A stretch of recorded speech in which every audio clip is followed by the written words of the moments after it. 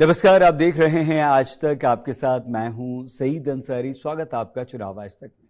कर्नाटक में चुनाव की तारीख की घोषणा हो चुकी है। मुख्यमंत्री बसवराज बोम्मई के नेतृत्व में बीजेपी यहां पहले से ही कई चुनौतियों का सामना कर रही है। इनमें भ्रष्टाचार के आरोप, बढ़ती अंतर्कलह, सांप्रदायिक तनाव और विकास की कमी शामिल है। इस लिस्ट में एक और बढ़ोतरी जनार्दन रेड्डी कर रहे हैं। वैसे जब जनार्दन रेड्डी के बारे में बात होती है तो नाम आता है बेल्लारी या बल्लारी का।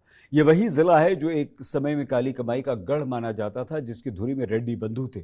आइए आपको बताते हैं कि कर्नाटक की राजनीति में रेड्डी बंधु कौन है। रेड्डी बंधु असल में तीन भाई हैं, करुणाकर रेड्डी, जनार्दन रेड्डी और सोमशेखर रेड्डी। बेल्लारी में हमारे देश का करीब 25% लौह अयस्क भंडार है। ये तीनों भाई इसी के खनन व्यापार से जुड़े हुए हैं। इन भाइयों की चर्चा पहली बार वर्ष 1999 में हुई। तब लोकसभा चुनाव में सोनिया गांधी ने बेल्लारी और अमेठी दो जगहों पर चुनाव लड़ा। उनके विरुद्ध बेल्लारी से बीजेपी ने सुषमा स्वराज को चुनाव लड़वाया। तब सुषमा स्वराज हार गई थी।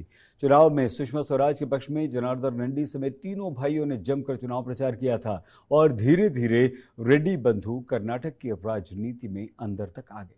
2008 में जब राज्य में पहली बार बीजेपी की सरकार बनी थी तो पार्टी बहुमत से 3 सीट दूर रह गई थी। उस समय बीएस येदियुरप्पा ने जनार्दन रेड्डी की मदद से सफल एक लोटस ऑपरेशन चलाया था, जिसका परिणाम ये रहा था कि येदियुरप्पा की सरकार में जनार्दन रेड्डी और उनके भाई मंत्री बने थे। इतना ही नहीं, रेड्डी बंधुओं के करीबी माने जाने वाले श्री रामुलु कैबिनेट का हिस्सा रहे थे।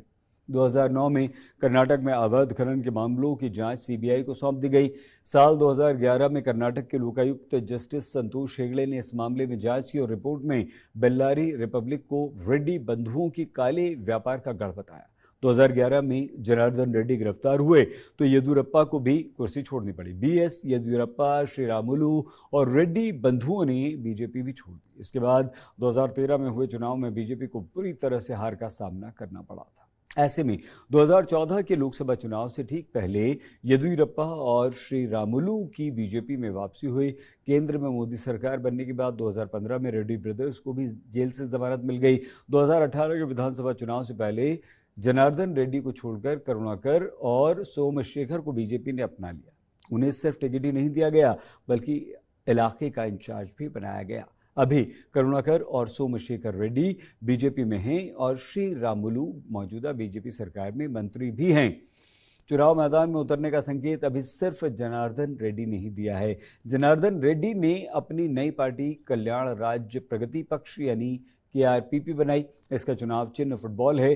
केआरपीपी पार्टी के घोषणा पत्र में स्वयं सहायता समूहों के लिए 10 लाख रुपए का ब्याज मुक्त ऋण और प्रत्येक गृहिणी बेरोजगार युवाओं के लिए 2500 रुपए का मासिक भत्ता देने का वादा है। दावा है कि जनार्दन रेड्डी की पार्टी कर्नाटक में 50 सीटों पर चुनाव लड़ेगी। रेड्डी स्वयं कोप्पल गंगावती सीट से चुनाव मैदान में उतरेंगे। रेड्डी की नई पार्टी कोप्पल, यादगीर, रायचूर, बल्लारी, विजयनगर जिलों में सत्तारूढ़ बीजेपी को प्रभावित कर सकती है। ऐसे में इस क्षेत्र में कांग्रेस को फायदा हो सकता है। वैसे करोड़ों रुपए के अवैध खनन के मामले में आरोपी रेड्डी 15 से जमानत पर हैं। 2015 से सुप्रीम कोर्ट ने उन पर कई शर्तें लगाई हैं, जिनमें कर्नाटक के बेल्लारी तथा आंध्र प्रदेश के अनंतपुर और कडप्पा में उनके प्रवेश पर प्रतिबंध है। चुनाव से जुड़े ऐसे ढेरों विश्लेषण के लिए चुनाव आज तक चैनल सब्सक्राइब कीजिए। आप प्लीज़ अपना बहुत ख्याल रखिएगा। देखते रहिए आज तक।